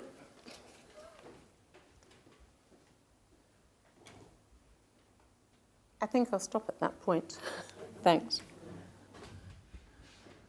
Okay, we're almost out of time. Has anybody got one short question they'd like to ask? And what we'll do is, if it's a short question, we'll give the candidates, I'm just wary of time, we'll give the candidates, we'll cut their time in half, we'll give them 90 seconds. And so a nice short answer. We've got a gentleman, sorry, there was a gentleman with his hand up over there. No? Okay, gentleman here. Andrew Wicks. I lived in the UK, voting age, for 30 years and voted in one referendum. That was to stay in Europe, so that was a pretty significant decision. I've lived here for 10 years. By next week, I'll have been asked to vote in 2 referendum, one on changing the clocks, for goodness sake. I suggest that inviting us to vote in referendums is a complete dereliction of duty of you as a sitting representative in the House. That's what we put you there to make a decision. Discuss. Okay. No, we're starting off with Murray on this one. Oh, lucky me. Andrew, you've got 90 seconds. Go. Andrew, thank you very much for your question.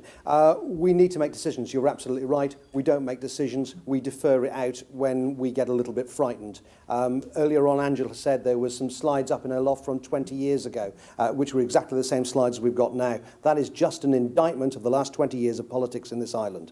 I'm not saying we need a revolution. All we need is some bright young things to get in there and make some decisions. That's what you pay us for. For goodness sake, let us make the decisions and let's not be risk averse about it. We have to take risks. We take risks in business, we take risks in government. If we get it wrong, we hold our hand up and say we got it wrong. But at least we do something. There's nothing worse than sitting and listening to the states mutter on and on, mana, and nothing gets done at the end of it. You're frustrated, I'm frustrated, we need a change, you need to make it. Okay, Angela. Again, 90 seconds. I actually don't mind referendums because I actually believe you actually get what is the will of the people. You see it as actually not taking the responsibility. I see it as actually, like they do in Switzerland. They come up with, this is what we believe we should do, but is it what you want? And I don't have a problem with that. Okay, Mike? I'm inclined to not agree with Andrew on that one. I don't think much of referenda. The questions are crucial. They can be twitched and turned. And in fact, this is the case with this one coming up for us next week. It's been altered. I don't think it will really give us the answer people truthfully want. So I feel states members are elected to make decisions, some difficult, some not so, some easier. We're there to make the decisions elected to make decisions on your behalf, and that's what we should do.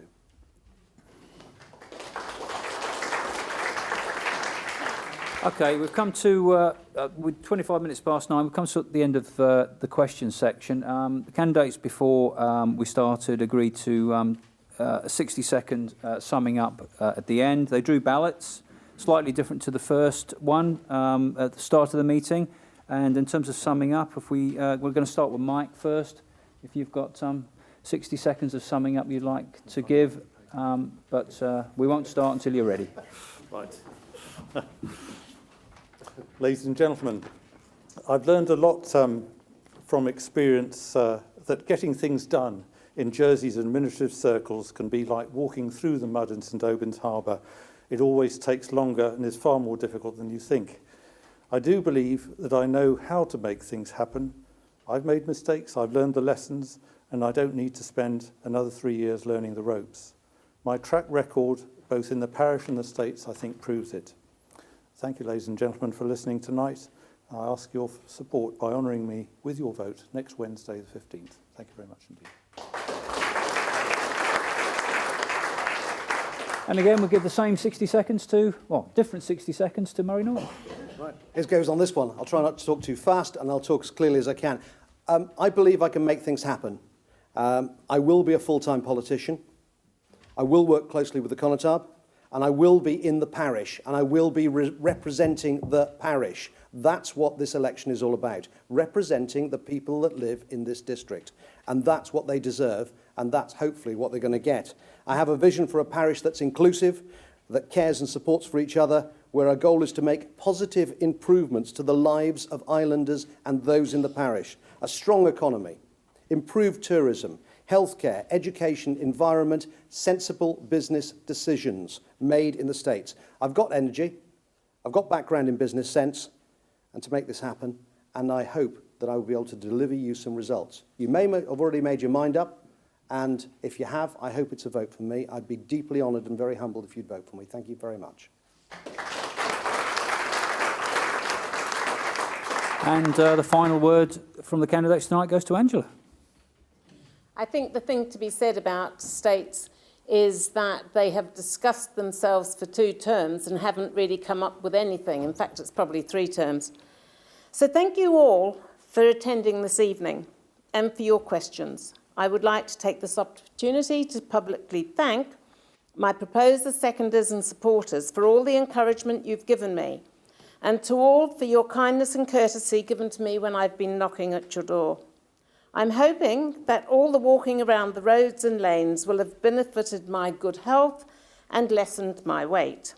And it has indeed been a pleasure for me to have had the opportunity to meet and speak with many of you, something which probably has only happened because I stood in this election. Now it's up to you. You choose, you decide. And I trust you will consider me to be your representative when you cast your vote. Good night.